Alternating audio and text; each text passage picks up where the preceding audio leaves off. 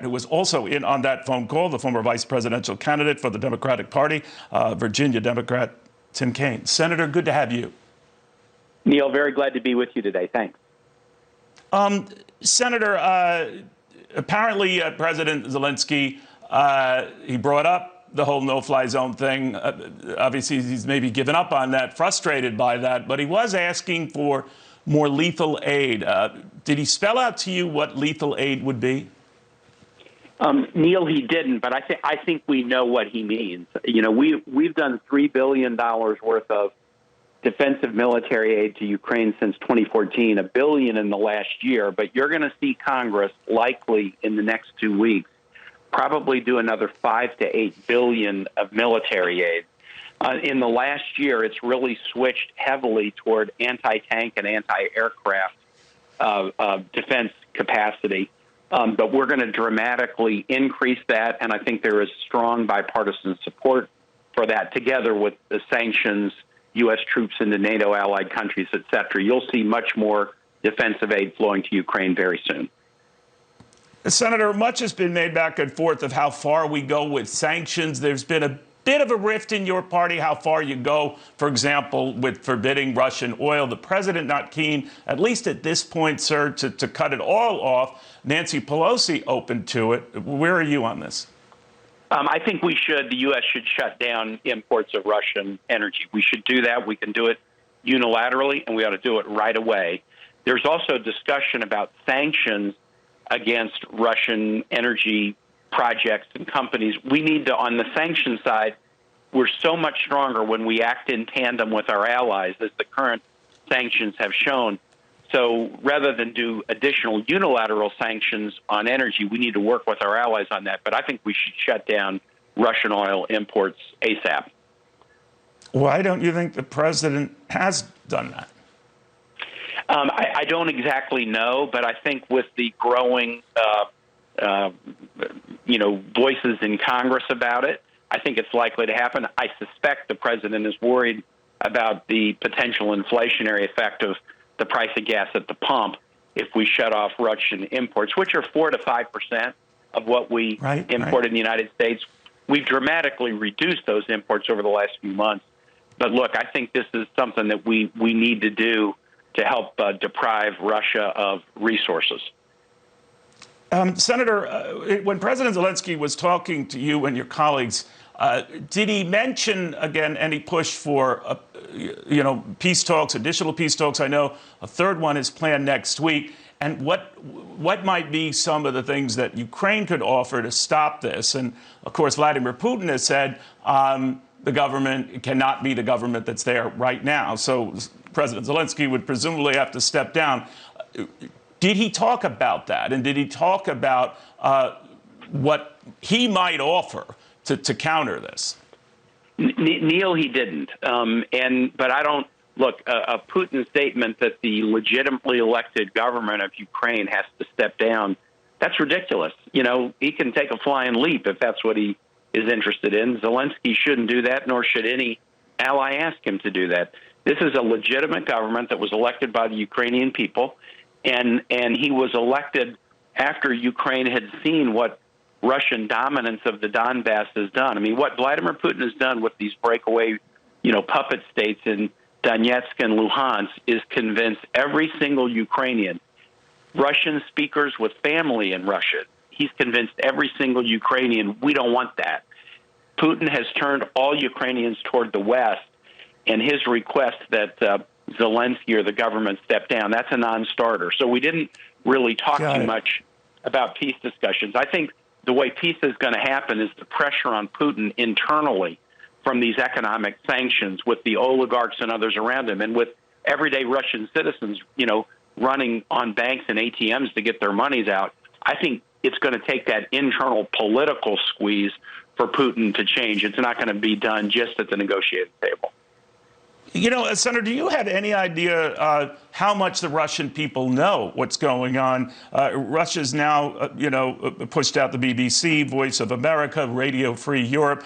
Their access to outside sources, which was always limited, especially so now. But you raised a very good point about how they don't necessarily need access to social media to know they're waiting on long lines to get their money out of banks, and a limit on how much money they can get out of banks.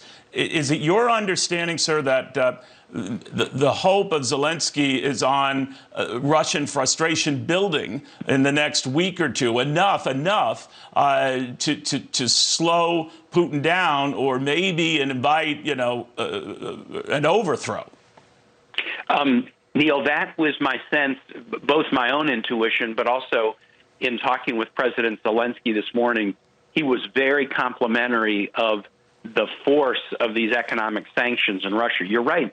Putin controls all the media. I mean, the last independent media in Russia has been shut down, as well as all the, foreign media that's tried to, give some independent voice. They've all been shut down. However, the ruble is devaluing very fast. The Russian stock market is closed. The UN General Assembly overwhelmingly voted to censure Russia. Putin is being held up as a war criminal before the ICC. This information does get out, and Russians are going to banks and ATMs to try to take out money. That's the beginning of a tough political reality for Vladimir Putin. And we also have some suggestion that the oligarchs around him, who are having assets and yachts and condominiums seized, they realize this is a massive blunder. So my belief is we keep up the sanctions and up them further. We ban imports of Russian oil. We keep flowing military aid in greater quantity and greater lethality to the Ukrainian Defense Force. But I think it's going to be the bite of these economic sanctions that is ultimately going to change Putin's calculus. It may not happen fast enough for us, but I do believe they will change his calculus. Senator, you mentioned, keeping the sanctions up and going and presumably expanding. And I'm wondering how long they would be in effect. Let's say this does get resolved, hopefully peacefully. And then the question becomes, if Vladimir Putin is still in power in Russia, would you keep those sanctions on? In other words, would sanctions and economic punishment, Senator, be contingent on him leaving? Neil, you've asked a really good question. And I'll tell you, this has been a little bit of a problem with U.S. sanctions policy generally, is that we kind of have triggers about when to put them on, but we don't necessarily think through in advance when they should be relieved. And I often think they have a better deterrent value if you communicate up front, if you do X, Y, and Z, then these sanctions will be lifted. Now, what we have with us is we have a menu of sanctions, and it doesn't have to be all or nothing. So we could potentially see the lifting of some of the sanctions on the energy sector, but we could keep some on the financial sector. The president, together with our allies, has a lot of flexibility here in which sanctions to keep on or keep off. And you're right, if the economic bite ends up changing Putin's calculus, the discussion that we have about which sanctions might come off, when and in which order, could be a really important part of the peace negotiation and discussion. Senator, your Republican colleague Lindsey Graham had said maybe someone should kill Vladimir Putin, and the problem goes away. He dialed that back a little bit. What did you think of that? Well, it's classic Lindsey. I mean, I know Lindsey Graham, and you do too. That's just the kind of thing that Lindsey Graham would say. I don't think it's that helpful to say, because if you start talking about assassination of another nation's leader, well, then people all around the world say, okay, well, that's an appropriate avenue of foreign policy. So why don't we talk about an assassination of Zelenskyy or an assassination of Biden? If you open that door, you can't assume that it's just being opened to the leader of one country that we don't like today. It suddenly becomes, okay, well, American leaders think that that's an appropriate tool. That's a Pandora's box that should stay closed. Finally, Senator, and I appreciate your patience, I wasn't in on this meeting, you were, but we're learning that President Zelenskyy had told you and your colleagues, if you had started sanctions months ago, there would not have been war. Now, it's very easy to play Monday morning quarterback here. Right. But do you think yourself, Senator, that had sanctions, much more forceful ones, been in place much earlier, none of this would be happening?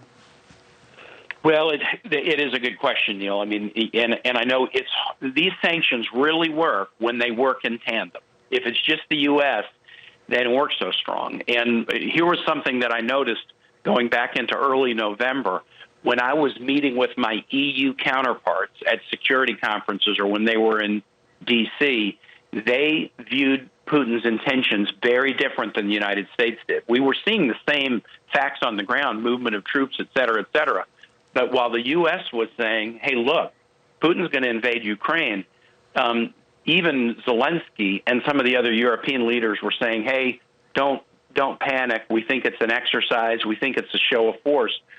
So there has never been, during my time in the Senate, a wider gulf between the U.S. and our allies about what might happen than there was with respect to this question of what Putin's intentions were.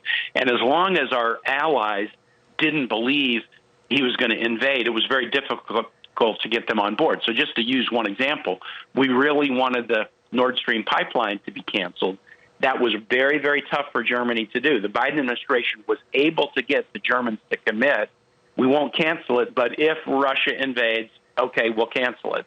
That took a lot of work at the front end to get them to make that private commitment, but they carried through on it as soon as the invasion happened. So you're right. Had we all seen the intel the same way and had everybody reached the same conclusion the U.S. did, that there was going to be an invasion, yes, earlier sanctions might have worked better, but we weren't on the same page until the invasion happened. Senator Tim Kaine, thank you very much for joining us. I appreciate it. Great to be with you, Neil. Thanks.